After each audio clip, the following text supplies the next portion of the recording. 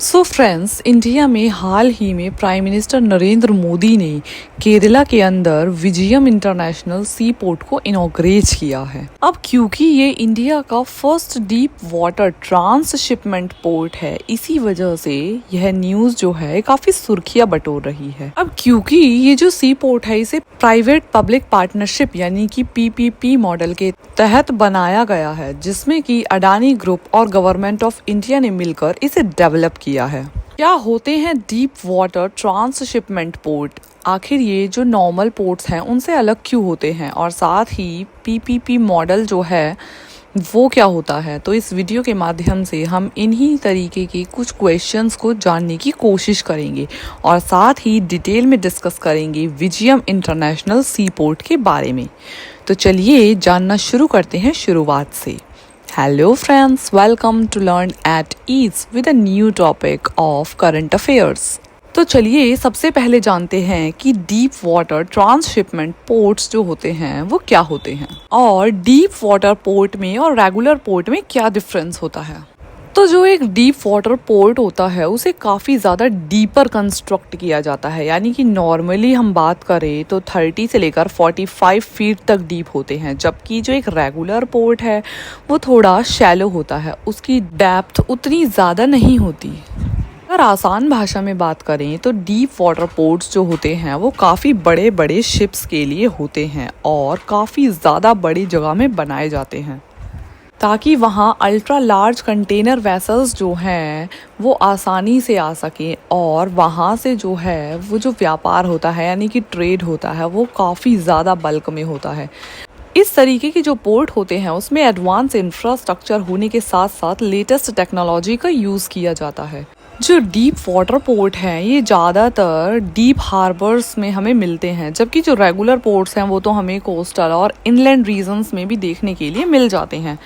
ज़्यादातर जो deep water ports हैं ये ज़्यादा बड़े कार्गोज के साथ हैंडल करते हैं, इसीलिए इन्हें बनाने के लिए एक्सटेंसिव ड्रेडिंग की जाती है। जब 1869 में सुएज कैनल की ओपनिंग हुई थी और 1914 में पनामा कैनल की ओपनिंग हुई, इसी के साथ डीप वाटर शिप्स के लिए एक रिवॉल्यूशन सा आ गया, जिसके बाद हमने देखा कि पहली बार डीप वाटर फैसिलिटीज़ के साथ पोर्ट्स को बनाया जाने लगा। सेकेंड वर्ल्ड वॉर के बाद मैरीटाइम ट्रेड बढ़ने के साथ ही इस तरीके के पोर्ट्स डेवलप होने लगे, क्योंकि अब पूरे ही वर्ल्ड में बहुत तेजी से ट्रेड का एक्सपेंशन होने लगा। 20th सेंचुरी में जैसे जैसे ग्लोबलाइजेशन बढ़ा, चाइना जैसी इकोनॉमी ने राइज किया, तो देखा गया कि इस तरीके के डीप वाटर सी पोर्ट का जो ट्रेंड है वो काफ़ी तेजी से बढ़ा।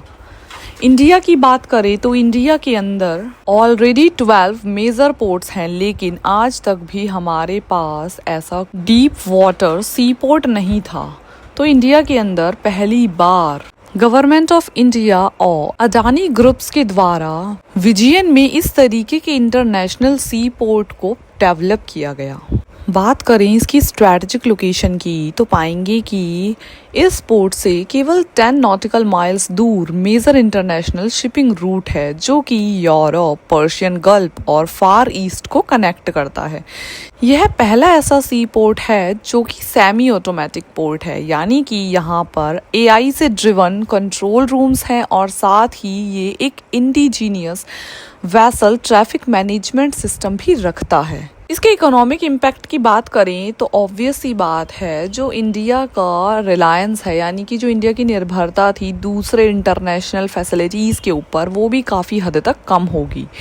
अब क्योंकि हमारे पास खुद का एक इंडिजीनियस डीप वाटर पोर्ट है, तो उसके थ्रू हम अपने जो लार्ज वेसल्स हैं उनको मैरीटाइम ट्रेड के लिए भेज पाएंगे। क्योंकि हमने वीडियो के स्टार्टिंग में डिस्कस किया था इस प्रोजेक्ट को पीपीपी मॉडल के तहत डेवलप किया गया है, तो चलिए जानना शुरू करते हैं कि पीपीपी यानी कि पब्लिक प्राइवेट पार्टनरशिप मॉडल क्या है। तो ये इस तरीके का कोलैबोरेशन होता है जिसमें गवर्नमेंट एजेंसी और एक प्राइवेट सेक्टर कंपनी साथ मिलकर किसी प्रोजेक्ट पर काम करते हैं, जिसमें कि फाइनेंस, बिल्डिंग, जो भी प्रोजेक्ट का ऑपरेशन होता है वो सब चीज़ें ज़्यादातर प्राइवेट कंपनी देखती है। पब्लिक प्राइवेट पार्टनरशिप मॉडल के तहत जो प्रोजेक्ट्स बनाए जाते हैं ज़्यादातर वो बड़े प्रोजेक्ट्स होते हैं जिसमें बिगर इन्वेस्टमेंट चाहिए होता है, जैसे कि रोड, रेलवेज़ या फिर ब्रिजेस या फिर इस तरीके के जो पोर्ट कंस्ट्रक्शन के काम होते हैं। इस मॉडल के तहत प्राइवेट एंटिटी को कॉन्ट्रैक्ट दिया जाता है कि वो उस मॉडल को तैयार करे, उस प्रोजेक्ट पे काम करे, इन्वेस्ट करे, लेकिन रिस्पॉन्सिबिलिटी जो होती है वो सारी गवर्नमेंट की होती है। यानी कि इस तरीके के मॉडल में हम ये नहीं कह सकते कि प्राइवेटाइजेशन कर दिया गया है। प्राइवेट कंपनीज केवल और केवल इन्वेस्ट करती हैं। अब इस प्राइवेट एंटिटी को कैसे चुना जाता है, तो इसके लिए बिडिंग होती है, यानी कि बोली लगाई जाती है, और जो भी कंपनी सबसे ज़्यादा बोली लगाती है उसको जो है वो कॉन्ट्रैक्ट दे दिया जाता है। पीपीपी रूट जो है ये गवर्नमेंट के लिए भी फ़ायदे का सौदा है, क्योंकि इन्वेस्टमेंट तो प्राइवेट कंपनी करती है लेकिन जो भी रिस्क होता है वो सारा गवर्नमेंट का रहता है। साथ ही इस प्रोजेक्ट में जो कंपनी इन्वेस्ट कर रही है, यानी कि जो भी प्राइवेट एंटिटी है वो जो इन्वेस्ट कर रही है, प्रोजेक्ट के कंप्लीशन के बाद कुछ टाइम तक जो भी टैक्स होते हैं, टोल्स होते हैं, तो वही कलेक्ट करती हैं ताकि उनका खर्चा निकल जाए।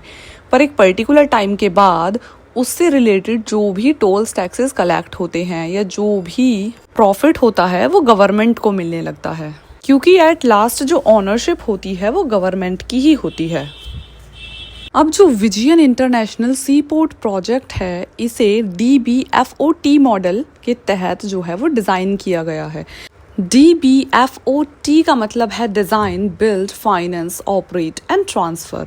यानी कि इस तरीके के पब्लिक प्राइवेट पार्टनरशिप के अंदर जो प्रोजेक्ट की डिज़ाइनिंग होती है, उसकी बिल्डिंग होती है, फाइनेंसिंग होती है और ऑपरेटिंग जो भी है वो सभी के सभी प्राइवेट कंपनी करती है किसी एक पर्टिकुलर कॉन्ट्रैक्टेड पीरियड के दौरान। इस तरीके के मॉडल को usually large scale infrastructure projects के लिए यूज़ किया जाता है। अब कई बार पीपीपी प्रोजेक्ट में गवर्नमेंट जो है वो हाफ इन्वेस्टमेंट करती है और जो प्राइवेट एंटिटी है वो हाफ इन्वेस्टमेंट करती है। अब जो ये प्रोजेक्ट है यानी कि विजयन डीप सी प्रोजेक्ट जो है, इसमें एग्रीमेंट के अकॉर्डिंग जो टोटल इन्वेस्टमेंट है उसमें अदानी ग्रुप का इन्वेस्टमेंट करीब 2454 करोड़ रुपए है, जबकि इसमें जो गवर्नमेंट का इन्वेस्टमेंट है वो कुछ 1635 करोड़ रुपए के करीब बताया जा रहा है।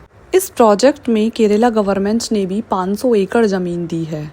अब ये जो डील हुई है ये DBFOT मॉडल के तहत 40 ईयर्स के लिए हुई है, जिसमें आगे 20 ईयर्स तक एक्सटेंड करने का प्रोविज़न है। So this is all for today.